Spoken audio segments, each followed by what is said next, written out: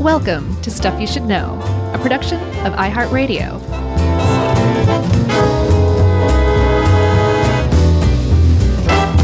Hey, and welcome to the podcast. I'm Josh, and Chuck's with me, and Jerry's here too. And that makes this Stuff You Should Know the last time we'll ever talk about boomers. Yeah, I know this isn't your jam, but a lot of this stuff is my jam, even though I'm not a boomer. Mm-hmm. I'm very much into a lot of this music. You're a boomer in spirit. No, I'm not. God, I want to cuss at you so bad right now. But I have been singing the Woodstock song in my head all day, which is a great song and one of those sort of rare, not that rare, but one of those things where the cover versions are just as great. Yeah, it really is a good song. I like all the versions. I mean, I don't think there's any song that's captured the essence of that generation and that era better than that song, aside from We Built This City on Rock and Roll.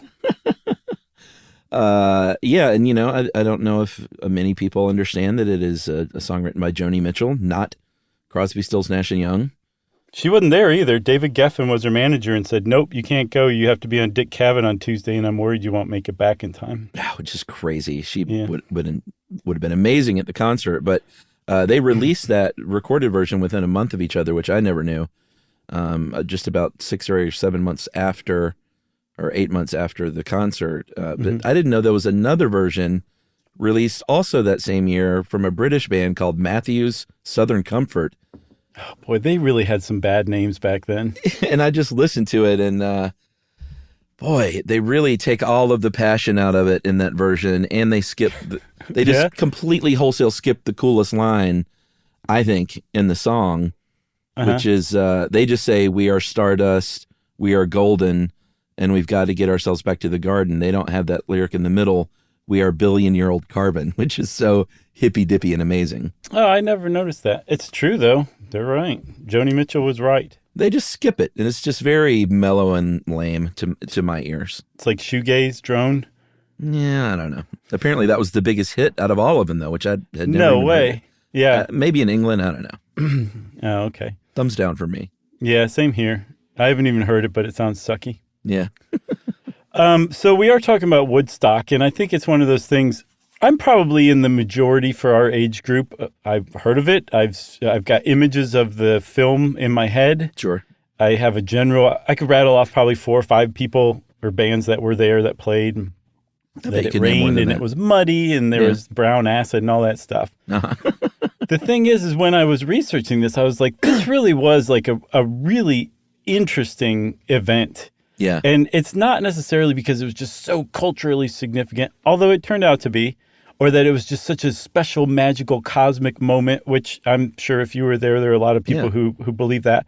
But more that it was just an exercise in putting 500,000 people together outdoors over 3 days, throwing as much drugs as you possibly can into the mix. Mm-hmm. And then just seeing what happened. And what happened was really impressive, was very peaceful. It basically worked. Like really communal. It was a cool thing. So out of all the stuff from the 60s that like all those oldsters are saying like, hey, you know, the 60s, you had to be there kind of thing. Right, sure. This does seem to have some chops in that respect. Like it does seem to have been significant. Yeah, it was one of those moments in time for sure. And if you believe Max Yasgur, who we'll talk about quite a bit here and there, it was his farm, very famously in Bethel, New York, that hosted this concert. But when he takes the stage and makes and speaks to the crowd, which is a very fun thing to watch on YouTube, or if you watch the whole movie, he claims, and it might have been true at the time, that it was the largest grouping of human beings ever in history in one place up until that point. I've seen that in places too, that's entirely possible, to tell you the truth. Yeah, I mean, between 400,000 and 500,000 people, you didn't get crowds like that back then. No. And I mean, I can't think of one since then. Now, yeah. The thing that sprung to mind was, I think Mecca gets pretty crowded on certain holy times. Okay. It's possible that like that's rivaled that before in the past, or even contemporarily. I don't know, but yeah, We'll put Woodstock and Mecca together. How about that?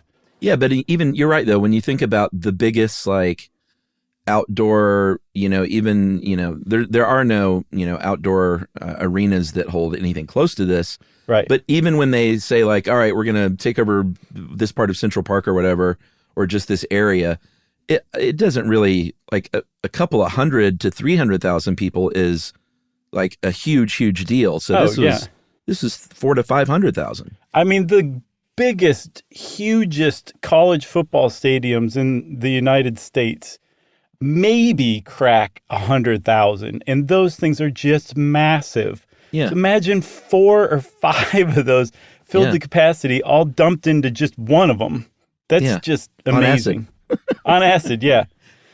Pretty neat. So, good stuff. Yeah, let's start talking about this because there is a pretty cool story. I say we start at the beginning. How about that? Okay. And then pepper in some stuff. Because Ed helped us with this one, and he really laid a bunch out in his intro, and I think we should kind of salt and pepper it in instead. All right. Yeah, I think I know what you mean. Okay, cool. Well, let's give it a shot. We do this on the fly, everyone. After all these years, we still do it the same way, just so you know. We like to go, surprise! So Woodstock, and this is something Ed posed, was why, we were talking about the 400,000 to 500,000 people. Why? What made it special? Why were that many people? Mm-hmm. And one of the first kind of boring reasons is just the mere fact of where it was. It was in Bethel, New York, and that was within a 6 to 7 to 8 hour drive of New York City, Philly, Cleveland, Pittsburgh, Baltimore, DC, Buffalo, Boston, like within 3 or 4 hours of a lot of those. So it was located in a place where, and it was held over the course, as you'll see, supposed to be 3 tight days, but it veered into the morning of the 4th. But, once word gets out that there's this free show happening, you could miss Friday and show up halfway there on a Saturday and still see a lot of the performers, Yeah, and I don't think you would have missed a whole lot missing Friday, frankly. Hey, Richie Havens. Okay, that's it. I'll give you that one. It's an amazing performance. For sure, I agree. I said miss much. I didn't say miss nothing. All right. So, that was a big part of it. And it was in Bethel. It wasn't in Woodstock. Woodstock is like 60 miles away from Bethel. But the reason that they named it Woodstock and hung on to that name for everything they had was because Bob Dylan had put the town of Woodstock on the map when he moved there. It was like his little hideaway mountain, I guess, retreat in the 60s. And it just kind of became like a cool countercultural town. So the name itself, Woodstock, meant a lot to the people who actually went to the Woodstock Festival in 1969. Yeah, and before people start screaming at you and me especially, it was famously where the band lived. One of my favorite, if not my favorite group from that era. Mm-hmm. And this is where Dylan and the band recorded the basement tapes outside of, or in the basement of Big Pink, the house that they rented. Mm-hmm. And I finally made my trip to Woodstock last year for a show at Levon's Barn, which I might have mentioned at some point in one of our episodes. But that town is still holding on to that, and not in a bad way. It still embodies, I should say, that feeling and that artsy community. And it's this magical place. I went in the dead of winter and there was hardly anyone there. And me and my buddy Justin, who, just walked around Woodstock. A lot of the stuff was closed in the winter, but it just had this feeling there that is undeniable around Woodstock and Bethel and Saugerties, where our buddy Joe Garden lives, by the way. I don't know if you knew that. I didn't know that. Shout out Joe Garden. Yeah, we went over to Joe's house. It's all right there together. It's beautiful, beautiful country. Mm-hmm. So, so there's where the name comes from, even though the whole thing wasn't held in Woodstock. And it was already kind of following in a tradition that was fairly new at the time. Like, we think of music festivals, you're you can, any day of the week, you can find a music festival somewhere in the United States, right? Yeah, for sure. It was actually still pretty new when Woodstock was held. The jazz festivals of the 50s and really starting the early 60s were the ones that established festivals, right? Yeah. Because everybody knows even the greatest jazz performers can't draw a huge crowd, so you have to put a bunch of them together, hence jazz festivals, right? Yeah, they were sort of the foundation, and I think the big one that kind of put these kind of festivals on the map, the first one was the Monterey Pop Festival Right. in '67. And I would argue that it sort of went away after the Altamont debacle with the murder at the Rolling Stones concert. Mm-hmm.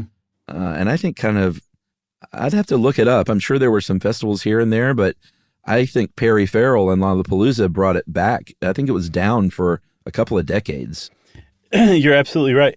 I can't think of anything in between that was significant. There might have been something, but definitely like Lollapalooza is what really kickstarted the modern era of the festival. And like you said, now they are just all over the place all the time. Yeah, and I should say there were plenty of like jazz festivals. There was New Orleans Jazz Fest kept going on. Didn't really care about Perry Farrell and his aspirations. But yes, for pop culture, it was definitely Lollapalooza. I couldn't agree more. Yeah. Boy, I'm glad you said that about Jazz Fest. I would have gotten smoked in the emails. Yeah, for sure. So the festival craze was like at peak, the first wave of it, I should say, when Woodstock came, which was another thing that kind of helped make it such a legendary thing. And the whole thing was founded by two guys, Artie Cornfield and Michael Lang.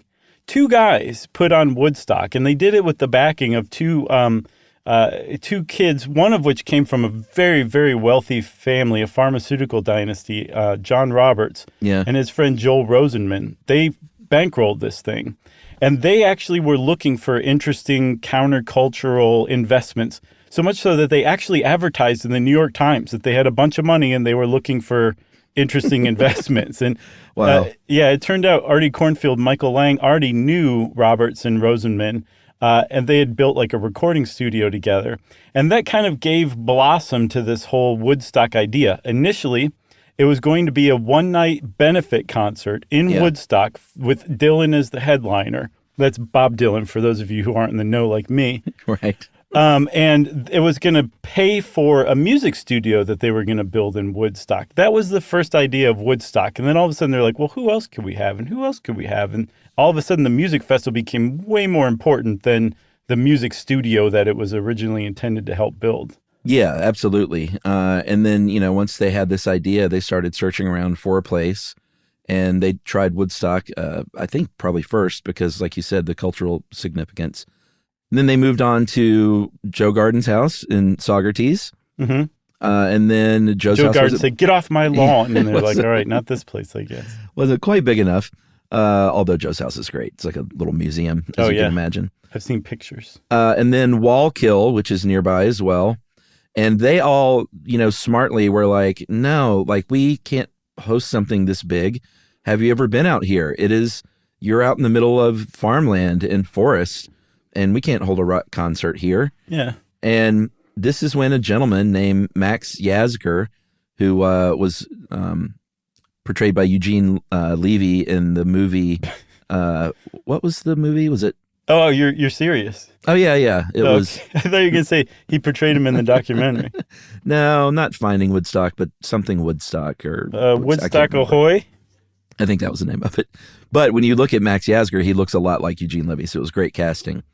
But he, was a guy that was a farmer, and I think like a dairy farmer, had about 600 to 700 head of cattle, and was the largest dairy farmer in the county. And he was not some hippie sympathizer. He, by all accounts, was kind of the opposite of that, was what you might think he would be as a farmer in upstate New York, which is very straight-laced, very Republican. But apparently, he also kind of liked to thumb his nose at the man a little bit. And when the locals started hemming and hawing about having a concert in Bethel, he was like, screw you guys. You can have it at my farm. Right. He was back in the 2000 aughts, what you would have called a libertarian. Yeah, probably so. So he also was one of those people, I get the impression, he knew spunk when he saw it and he liked it. Yeah, I think you're probably right. So he really took a shine to Cornfeld and Lang. I think I've been calling him Cornfield. That's okay. I don't know if you noticed or not. But I meant Cornfeld and Lang. And so he helped them get this push through because they were, like you said, turned down at town after town after town in the area. And so Yasgur finally kind of got Bethel to well, at least with his support, Bethel was a little more accommodating, a little more allowable. But the way that these guys got this incredibly huge music festival pushed through, city councils got permits and all that stuff, was by lying. Yeah. They agreed to anything that the city councils asked for, including they agreed to hire 150 off-duty police officers. I don't think they ended up hiring one. They said that they expected 50,000. They expected actually 200,000. The 400 to 500,000 caught even them by surprise. Yeah. But they were still expecting about 4 times more than they told the Bethel City Council they were. And they just basically said whatever they thought they wanted to hear. And finally, like you said, with Yasgur's help, they got it. They got it pushed through, and they had a home. The problem is they had a home now for this festival just 5 weeks before the advertised date. That's right. And I think it's a great cliffhanger. So we'll come back in a moment and see if the Woodstock concert even happened.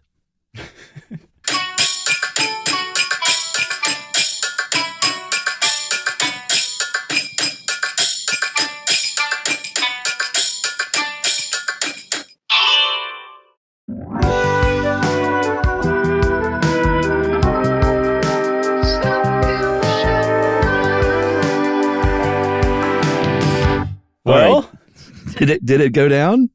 I don't know. You tell me. Did they fake that concert film like the moon landing? Let's ask Eugene Levy. No, the concert went down, and like you said, they only had 5 weeks, and that presents a lot of problems logistically, obviously, even though they weren't setting up like chairs and things like that. It was like there's a lot of, people might say just build a stage out in the middle of the field and it's taken care of, but there's so much more that goes into something like this, like food and water and bathrooms and medical infrastructure and stuff like that. Plus, I mean, if you see the footage from the documentary, there were legit like lighting rigs and sound rigs. Oh, and yeah. all. Like it wasn't just some bunch of plywood and 2x4s that they put up. Like it was a legit like concert venue that they made out of nothing. Yeah, I mean, it was a money-making venture. I mean, these guys were sort of hippy-dippy music fans, but they were out to make a buck. I think the original price was $6 for a ticket, $18 for the weekend, which they didn't even give them a break on a weekend pass. It should have been $15 for all 3 days. Yeah, really. Personally. And there were a lot of they booked a lot of big acts, but a lot of big acts at the time, like Woodstock is kind of famous sometimes for who didn't play. Mm-hmm. The Beatles very famously did not play Woodstock. Led Zeppelin is mentioned in this article, but I would argue their first album was only 4 or 5 months old at this point. Zeppelin? Yeah, so I don't know. I mean, I'm sure it was a big record, but they were trying to book like these whales, Right. The Doors didn't play, Dylan didn't play, but they were able to book as the headliners, generally speaking, even though the times were pushed because everything was late. So like the headliners ended up playing sometimes at like 5 a.m, or like with Jimi Hendrix, after the sun came up on the Monday. But the Who and Jefferson Airplane and Hendrix are generally sort of thought of as the biggest names there. Yeah, at the time. And the thing is like when you look back at Woodstock's lineup, you're like, man, it was just huge act after huge act. The reason why it seems that way now is because of Woodstock.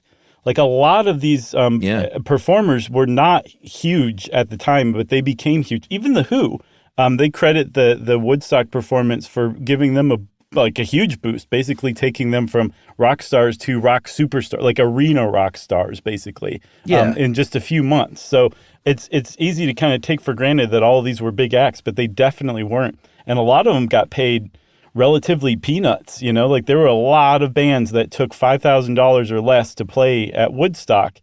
And at the time when they agreed, they had no idea that it was going to be this thing. It just turned out to be a really good move for all of them. Yeah, it was Santana's first, I don't know if it was their first ever performance, but it was their first big show, like before their album was even out. And I think they were included because legendary rock promoter Bill Graham said, hey, if you want the Grateful Dead, if you want Creedence, who I watched a documentary on Creedence not too long ago. They were the biggest band in the world the day after the Beatles broke up. Oh, really? Like they were number 2. And then the Beatles broke up, and I was like, really, Creedence? Like, I like Creedence, but But then you go, when you see the story, like they were huge and they had like 20 hits, you know, they were a big band. So anyway. Well, hold on. Before you move on, I had a similar experience. I saw I think Lifetime or somebody produced like a 3 or 4 part Janet Jackson documentary that's really good. Oh yeah. And like it gets across, if she wasn't one of the Jacksons, right, she would be bigger than like Madonna and Celine Dion rolled together. Like for that era, she was enormous. Yeah. And yet that's how big a shadow her brother cast. Right. That she, no matter how huge she was, you know, Michael Jackson's little sister. Yeah. Yeah. But it's nuts, like the number of hits she had. And she's just like way bigger than I realized. And I mean, everybody knows Janet Jackson, but I just had no idea like the success that she actually did have. Yeah. I'll have to check that out. I like Janet Jackson. It's good. It's definitely worth watching. It moves pretty fast too. It doesn't drag. No, not a lot of filler. So yeah, what was I saying? CCR and Bill Graham said, if you want CCR, you want the Dead, then you got to take this new band that I'm representing called Santana, and a very young Carlos Santana, not Neil Schon from Journey yet. He joined Santana as a 15-year-old right after the Woodstock performance. Wow. But because I was curious, I was like, did Neil Schon actually play at Woodstock? Because I knew he was a teenager. I guess he's a founding member of Journey, you're saying? Well, yeah, Neil Schon from Journey was first in Santana as a 15-year-old. I did not know that. Actually, to tell you the truth, I didn't know who Neil Schon was until a minute or less ago. Excuse me, I'm a little... Verklempt? No, I've just got a little chest congestion. So yeah, same here. Is it the allergies getting you?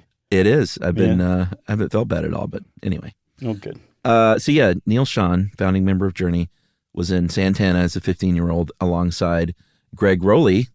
He was Journey's first piano player and singer before Steve Perry. I had no idea that there was such a deep Santana Journey connection. I know. How about that? Pretty cool. All right. So back to the timeline. They are, or I should have said back to the garden. They have about 5 weeks to pull this thing together, and they had to make some tough choices. Like when the construction supervisor comes up and says, you got a choice. We can finish the stage, or we can build fencing and make sure these tickets get sold and people don't get in. And I think the writing was on the wall. They definitely said, all right, well, we've got to have a stage, of course, like a completed stage. Mm-hmm. And also, like, there's already kids camping out here while you're building the stage. Like, this thing is, they knew what was coming, I think. They definitely did. To a certain degree. But Ed makes a pretty good point that must have dawned on them. There's no point in putting up really good fencing for a venue that doesn't have a stage, right? So they really had no choice whatsoever. They still tried to put up some fencing because, like you said, it's a money-making venture, but it was just so totally inadequate that when they looked over, so this is like midweek when the construction supervisor comes over and says, do you want fences or a stage? And there's already, from what I saw in some places, 50,000 people camped out in the area where they're building the stage already. This is what they told Bethel was the total. And this is Wednesday, and there's already 50,000 people camped out for the show that starts on Friday. Yeah, they had nowhere to be. So those guys, very, very, very wisely, Kornfeld and Lang, they very wisely said, there's nothing we can do. We're just going to announce that this is a free concert from now on. And that did a few things. It just turned this into like if it wasn't a hippie fest before, it's just totally now. Yeah, sure.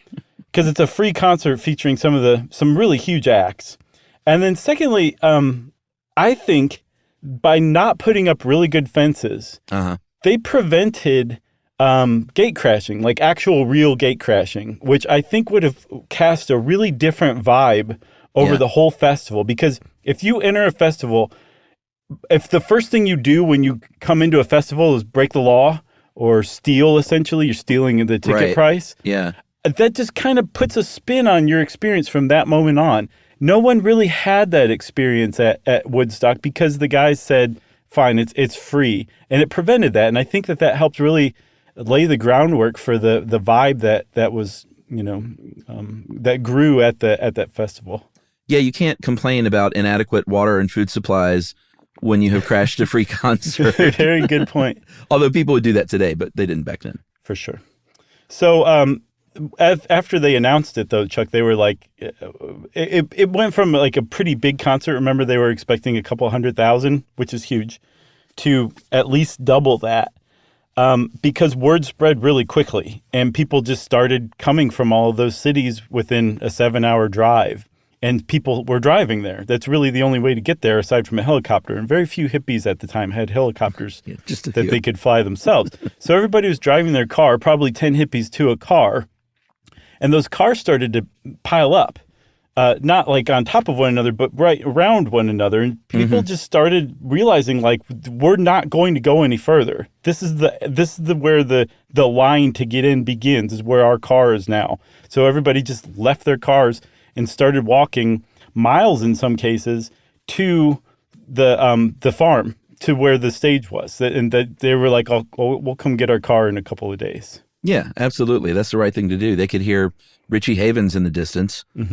They're like, screw this. I'm walking. Yeah. They ran out of, by the time Saturday rolls around, they had run out of food.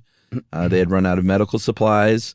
The whole, all the towns around really chipped in. The National Guard, the U.S. Army, people donated food. They donated eggs and water, and Max Yasgur donated milk and yogurt. And the local townspeople made sandwiches to send along. And 10,000 of them. Yeah, like everyone really chipped in to make sure that something bad didn't happen. And to their credit, like, nothing really bad did happen.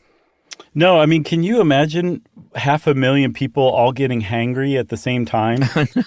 That would be bad. And there was another group that chipped in too, the Hog Farm. Here comes your buddy. I'm so excited.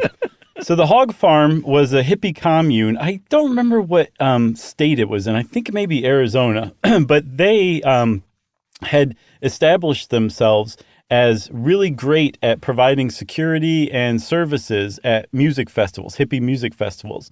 And one of the reasons why they were so good at it was because they were led by none other than possibly the greatest hippie of all time, Wavy Gravy. That was his group, was the Hog Farm. And I got to tell you, I did not see him coming. And when I saw him, I was like, awesome. And I have even more love for him now. I just liked him before because of his name. But it turns out he was a pretty awesome dude. Oh, he was great. Yeah. So the Hog Farm, when they were providing security services at festivals, they called themselves the police force. And I think it has a kind of a double meaning. Like, they're pleasing the people that they're having to deal with, but at the same time, they were exceedingly polite. Their method, when there was a problem or there was static or something like that, they would intervene, but they wouldn't physically intervene. They would just kind of come up and be like, hey, let's move on over this way. And they were very polite in breaking up problems, preventing like contagions from spreading throughout the crowd by just completely de-escalating whatever was going on, whether it was maybe a fight that was about to break out to somebody who was on a bad trip because they took too much brown acid. Yeah, and there was a sort of you scratch my back, I'll scratch your back ethos to the whole thing. So if you were having a bad trip and someone helped you out from the Hog Farm and talked you through this experience, then they were like, all right, now you go help someone out. Or if we helped feed you, why don't you help feed and like kind of take a shift? And so the crowd, responded in kind, and that's what kept it. I think Ed says like not a single fight broke out. I'm sure that probably wasn't true, but there's some people who swear that. Yeah, I don't know. Maybe I'm cynical, but I don't know. 500,000 people, you can't have your eyeballs on everything all at once. No, for sure. I'm with you, but it's one of those, that's a part of the myth that I'm happy to just keep going. Okay, not a single fight broke out. Not one. It's documented fact. And you mentioned the brown acid. That was a very sort of legendary announcement made by a guy, believe it or not, his real name was Chipmunk. Well, that was his nickname, was Chip. Well, I know, but that was his name. Well, that's what people call him, sure. What I'm saying is it wasn't like his name was Chipmunk. I'm not saying his parents named him that, but do you know his real name? I think it was Edward, but his last name was Monck, and people just called him Chip. I'm pretty sure he had 4 names, and I'm pretty sure the first one was Edward. Edward Monk? Mm-hmm. Which is way less cool than Chipmunk. No. Like I said, his name was Chipmunk, which is very fun, despite you trying to kill that fun. I'm sorry. And he was the de facto MC. He was the lighting designer. He ended up winning like Tony Awards and stuff. Yeah, I saw that. And came up with the lighting system. And one of the, I'm not sure which of the co-producers said it, but one of them said, hey, we don't have anyone to do this job, so you're going to MC this thing, if you will. So throughout the Woodstock documentary, which was released in March of 1970 from director Michael Wadley, great documentary. It won the Academy Award. There are many announcements from Chipmunk that are very, he just had this sort of droll, like he wasn't a professional MC. He wasn't like, ladies, he wasn't Michael Buffer out there. But his very famous "Don't take the brown acid" announcement is really funny. He said, take it with however many grains of salt you wish. But we suggest that you stay away from that. The brown acid, of course, it's your own trip. So be my guest, but please be advised there is a warning on that one. Yeah. And like that definitely helped set the tone too. Like everything was calm, including when he was like, there's a lightning storm coming and we're all in the middle of a field. So if you're on one of those lighting rigs watching the show, please come down kind of thing. Or we're out of food. There was a lot of stuff that really could have gone differently if he hadn't been the cool dude that he was, very calm and collected, which is that it's just another little fortuitous thing, that just happened. Everything kind of came together. There's one other thing I wanted to mention. You said everybody's kind of coming together and you scratch my back, I'll scratch yours kind of thing. There was a ton of volunteerism there where a lot of the people who were attending it also ended up volunteering for all sorts of different stuff. And one of the things that was really important was they had planned the medical staff to cover 200,000 people. And they now had double that. And like the guy who was like the chief physician for the whole thing was really worried. And so as word kind of spread that like they didn't have that many people to take care of everyone, and the roads were impassable, so the best you could hope for was an airlift via helicopter. People who were MDs and RNs who were there to see the show ended up coming and volunteering with the medical staff and just to pitch in. It was just that kind of spirit. I just love those little stories, and there's a million of them in this around this festival. How about that? At this concert? Sure.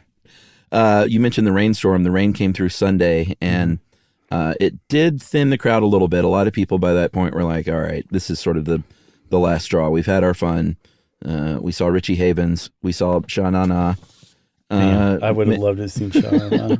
We'll talk about that in a minute. But maybe we should go home. So the crowd thinned a little bit, but a lot of people stayed. And that's when, if you've seen the famous footage of naked hippies taking mud baths, that was from Sunday on. And a lot of them stayed. And that acid was still going strong. And who needs clothes at that point, right? I can imagine. Sure. Square. Yeah, right. So yeah, that was a big deal too, but they just kind of ran with that with the rain and everything. But as all this going on, there's food that they've run out of, and that's now being trucked in. 797 bad trips that were bad enough to go seek attention at the medical That's tent. all? Yeah, astoundingly. And only, I think, 30. I read a Journal of Emergency Medical Services article that I found linked to from a grunge article on Woodstock. And it was basically a rundown of that. And they said 797, and only I think 20 or 30 of them couldn't be talked down and had to be injected with Valium. That was the final countdown. Was they would, if you just wouldn't stop raving about how nuts you were right then, they would shoot you up with Valium. Interesting. Yeah. So I bet that was nice. Right. While all this is going on, everybody's like having just a great time. There's plenty of bands playing. We haven't really talked too much about the bands. There were a ton of people that played, everybody from Janis Joplin to Jimi Hendrix to Melanie. Never heard of her before, but she was one of the folk singers that played on Friday. There's just a ton of different people. She did that song in Boogie Nights that you probably which heard. One? Boogie Nights? No, the one, I got a brand new pair of roller skates. Oh, sure. Yeah, that's a great song. I think that was Melanie, yeah. Okay, cool. Well, yeah, love Melanie. I love that song at least. Sure. But there's just a bunch of different people, and I don't want to say all of them did really well. That's just not true. Some of them did terribly, and some of them turned in some, good enough performances. But some had like some real breakout performances too. Yeah, I mean, Richie Havens was one of them. He opened the show. If you've never seen Richie Havens before or heard him, just go watch the Woodstock performance. It is a lesson in like soulful performance. Mm-hmm. I don't think was supposed to open the show, but he was the only one there, and they didn't have other people to follow him, so they just said keep playing. In his memory, he played for like over 2 hours, but I think it was really about an hour or so. Mm-hmm. But he kind of set a tone, and again, like you said, this just serendipitous experience, one after the other. I think Richie Havens opening that show really, I don't know who was supposed to open. I never saw either. I just saw that Curious. He was not expecting to, and they're like, you're literally the only performer here. Can you please open the show? So yeah, he did what he could, and he just kept playing until somebody else showed up. I'm not sure who came on after him, but he really, he put that first tent peg in, and it was a doozy. Joan Baez was another. They made a conscious choice as organizers of the event to not, and it was going to be political with the hippie contingent in Vietnam and everything, but they didn't invite politicians to speak or have a political tent set up, which is something that you would have at like a lot of these festivals. Yes. But Joan Baez, of course, is going to bring the awareness, no matter where she oozes awareness everywhere she goes. Right. So did Richie Havens too, for sure. I think probably almost everybody on Friday had some sort of anti-war, anti-draft message going, Yeah, a lot of folky stuff on Friday. Like you said, Santana, this wasn't his first show, obviously, but this show came out before his first album ever was released, right? Yeah. And he says that he took some mescaline that Jerry Garcia from the Grateful Dead had given him. Because, it was acid, yeah. Was it acid? I've seen both for sure. I watched the interview with him today. He said acid? Okay, cool. Yeah. So, and that makes a little more sense too. But anyway, Jerry Garcia dosed Carlos Santana, with Carlos Santana's willingness, before the show, because Santana thought he had like plenty of hours before he needed to go on. So he's like, sure, I'll just trip first and then go on afterward. And just like everyone else at Woodstock, he was shoved out on stage long before he had planned to go out there. Or else everyone else went on way after the time that they had planned to go out there. The schedule just went out the window. Exactly. So he ended up going and playing his show while he was peaking, and he turned in a really great performance.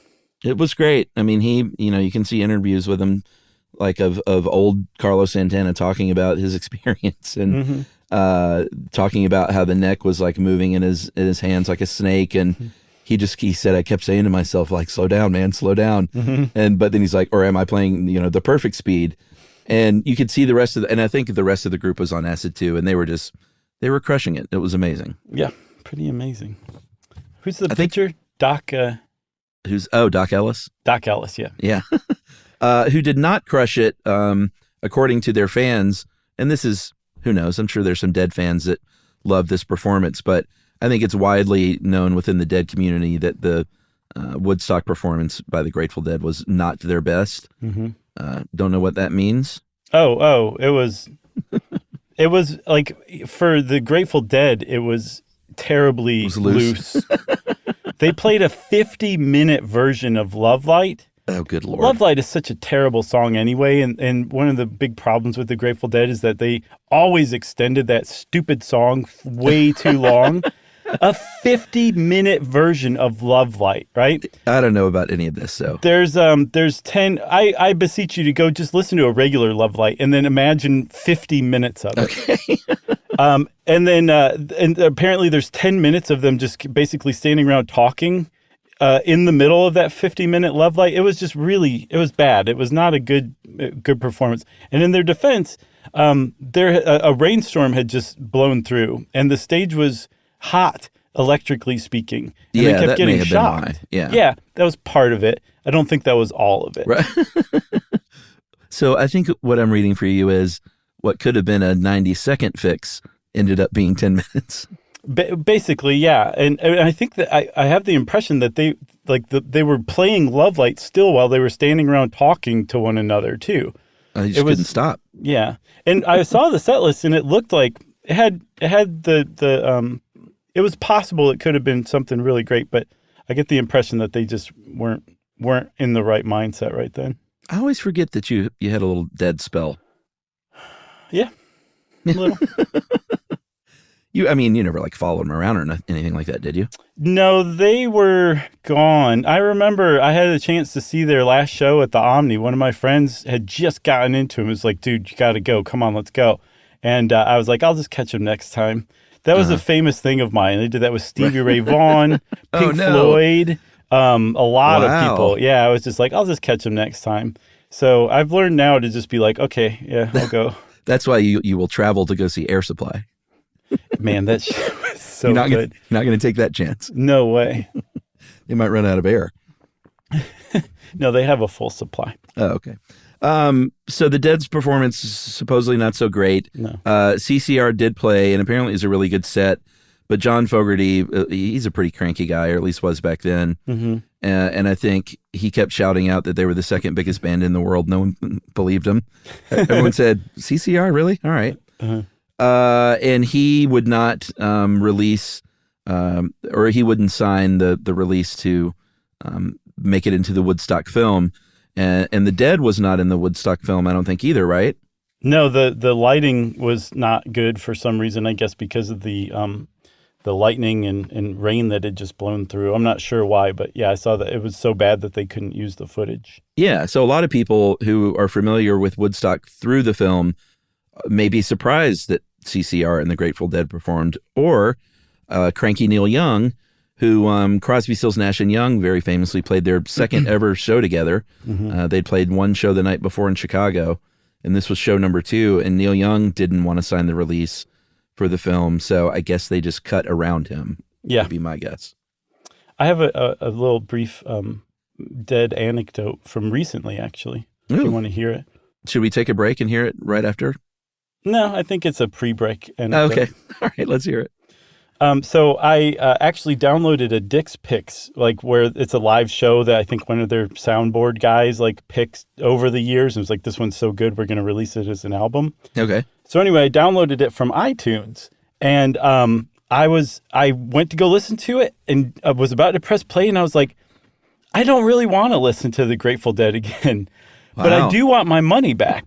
So I went to the whole trouble of contacting Apple to ask for a refund on it, and it said, why? And I really wanted to make sure that they gave me my money back. So I said, my friend told me this is a drug band, and I don't want to hear that. Oh, my God. And they gave me my money back.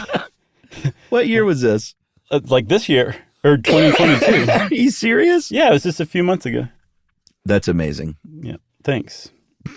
I'm sorry I let you know that they're a drug band. I'm sorry I ruined that for you. Now we can take a break. How about all right. that? Boy, that was great. I'm going to ruminate on that. We'll be right back.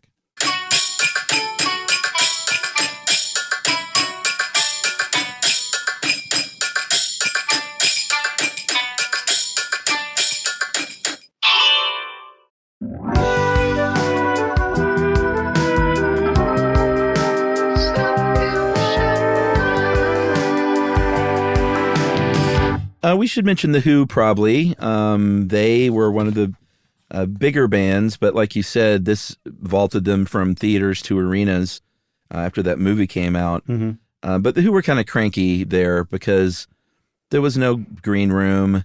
They were used to better treatment. The monitors were crap, apparently, even though supposedly the sound system is designed by a man named Bill Hanley was great. Mm-hmm. But the onstage monitors weren't good, so Roger Daltrey couldn't hear himself, and he feels like he was off key. And so they were just like not having it. I think Keith Moon and John Entwistle purposefully took LSD in a station wagon with some girls, but Daltrey and Townsend accidentally took LSD, Townsend from coffee and Roger Daltrey from some tea that was spiked. Right. So by the time they got up there, they were not happy. They were pushed to like a 5 a.m. slot. And when Abby Hoffman jumps up on stage to, God bless Abby Hoffman, but admittedly, it was quite a buzzkill when you hear the audio from this to interrupt a Who show to talk about freeing his friend and activist John Sinclair for cannabis possession. Pete Townsend wasn't having it, and he moved him forcibly out of the way with his guitar, very famously. Yeah, supposedly injured Abby Hoffman, but Roger Daltrey's like, no, that didn't happen, and so did Pete Townsend. But the crowd loved it. They were surly, yeah, kind of, which is not how most of the other bands were. But I can't really blame them. You said that there was no green room and they had to wait backstage.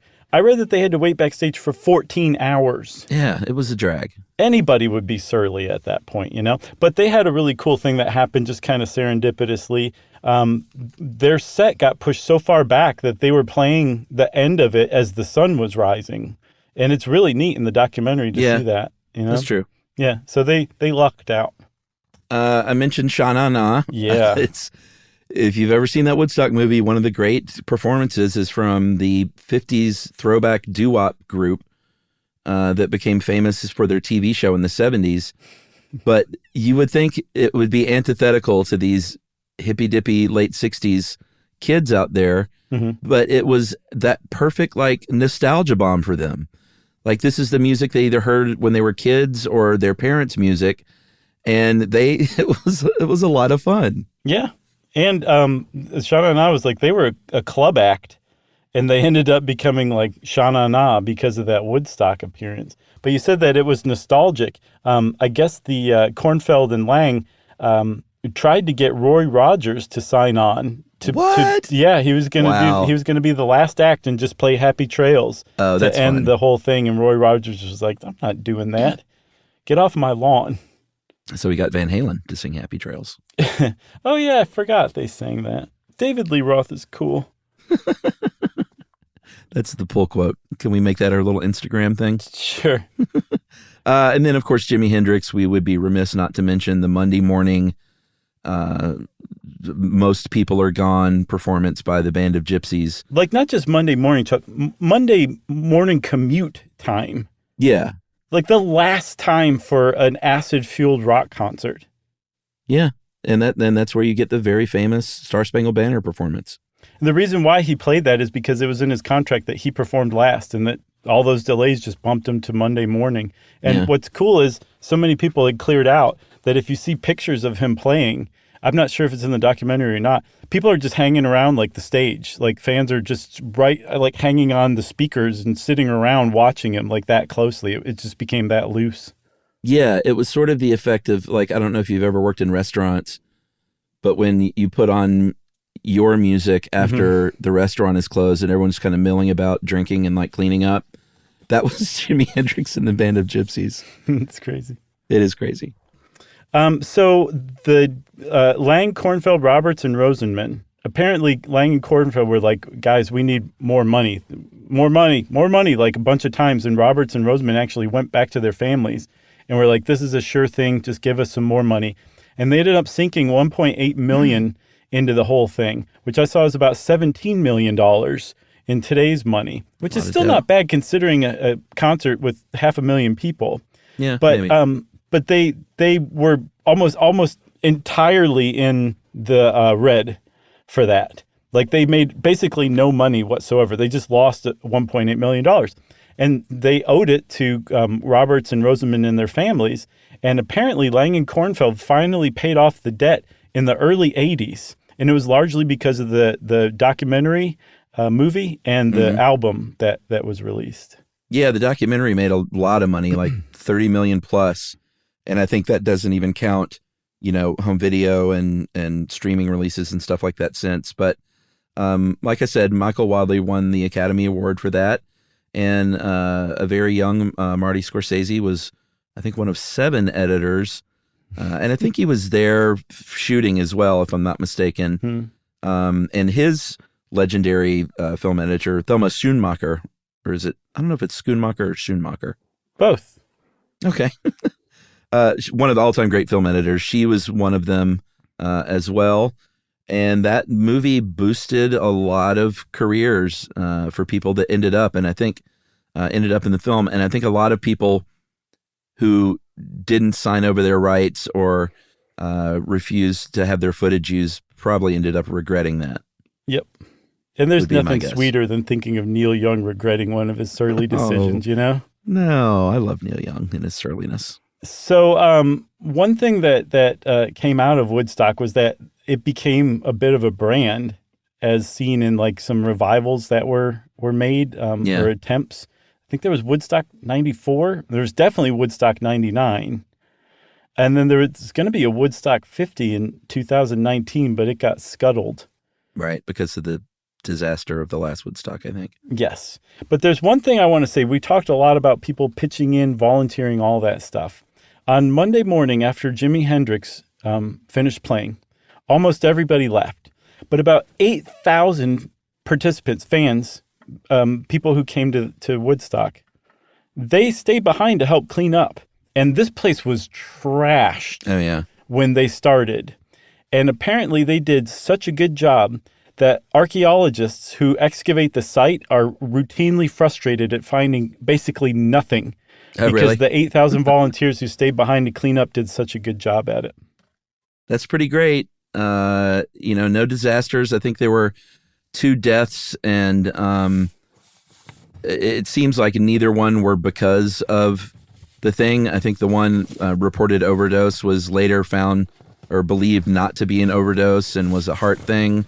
Yeah, the other one was very sad, too. Well, yeah, that was a straight-up tragedy. A kid was asleep in the field and got run over by a tractor. Yeah, Raymond Mizak, there was no alcohol or drugs found in his system either. He was there with his older sister, who probably still feels guilty about it. The other guy who died was Richard Byler. And it's like, man, that's a real bummer. Still not bad for 500,000 people. And I saw it compared to Buffalo, New York, which at the time had a population of about the same as the number of people who came to the Woodstock Festival. And over that same weekend, that same period of time, Buffalo, New York registered 40 deaths.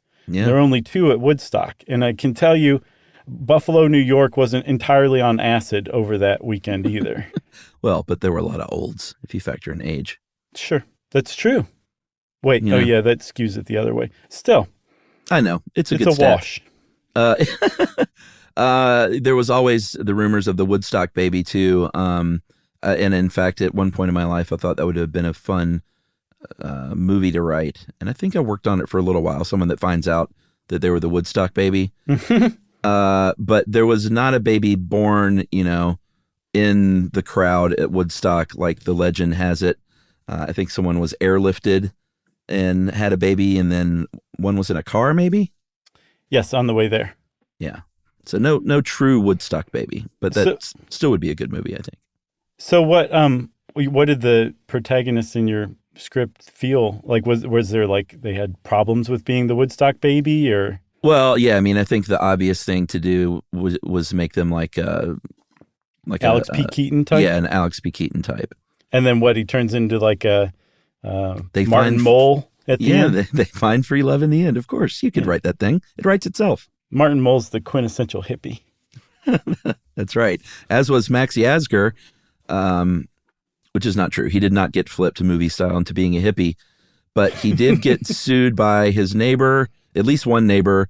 I think the organizers and the guys who funded the thing ended up suing one another. There were various lawsuits over the years, but Max Yasgur ended up selling his farm, moving to Florida, and died there like a year after he moved. Oh. But he addressed the crowd at one point, and it's a really great clip. This kind of conservative farm guy got up in front of 400,000 people plus and said, Wait, can you do it as Eugene Levy? No. But he said, I'm not used to addressing 20 people, much less this many. And it's about a minute and a half. But the one takeaway is he said, I think you people have proven something to the world. The important thing that you've proven to the world is that 500,000 kids can get together and have 3 days of fun and music and have nothing but fun and music. And God bless you for it. Very nice. Pretty good stuff. And happy trails to you. He said, I hear not one fight broke out. It's and the Chipmunk's fact. name is just a nickname. Look, I'm just glad we didn't get into another argument like we did in the, what was the episode we did? And we were like... Oh, I don't know. Recently? Yeah. Remember, I was like saying something. You're like, yes, I'm saying the same thing. And Oh. Yeah, what was that? That was really recently. That may not even be released yet. No, I don't think it has. Okay. That was a fun one. All right. Well, you got anything else about Woodstock, man? I got nothing else. Good one. I mean, it's the briefest of overviews for such a big topic, but I think it was pretty good. Agreed. Since Chuck thinks this episode was pretty good, everybody, that means, of course, it's time for listener mail. This was just something I thought was great. Hey, Josh and Chuck, I recently introduced Stuff You Should Know to my 7-year-old son, John. Mm-hmm. He loves you guys, has even adopted some of your phrases, regularly telling me not to yuck his yum. A few weeks ago, during some of your somewhat off-topic banter, he asked me if you guys were married. And I said, no, they talk about their wives all the time. And he paused and looked confused. Then he said, no, I meant to each other. And he said, I laughed and said no. And the next morning, while listening to the show, he said, Daddy, are you sure those guys aren't married? And he is convinced that because you guys get along so well, you must be married to each other.